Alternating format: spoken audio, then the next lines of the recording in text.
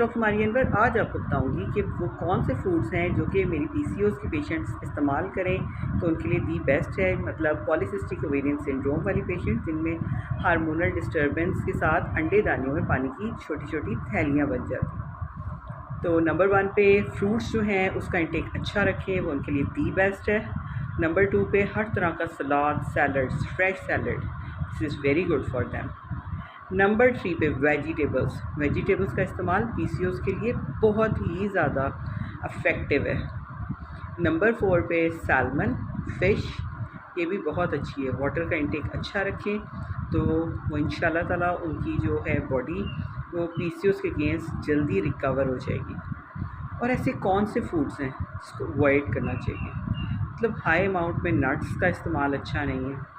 Number 2 oily fatty food is not good for them. Number 3 पे junk food, मतलब ये जो बाहर से बर्गर्स वगैरह खाते हैं इनको अवॉइड करें। और नंबर 4 पे रेड मीट का इस्तेमाल कम करें।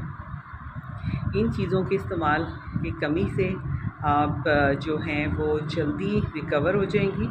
और पीसीओएस जो है ये बीमारी जो है ये ठीक भी हो सकती है, पेशेंट इसको कंट्रोल भी रख सकता है और बिगड़ भी सकती है। लेकिन इसमें सबसे ज़्यादा प्रॉब्लम जो हमारी फीमेल पेशेंट्स को फेस करनी पड़ती है वो है बांझपन।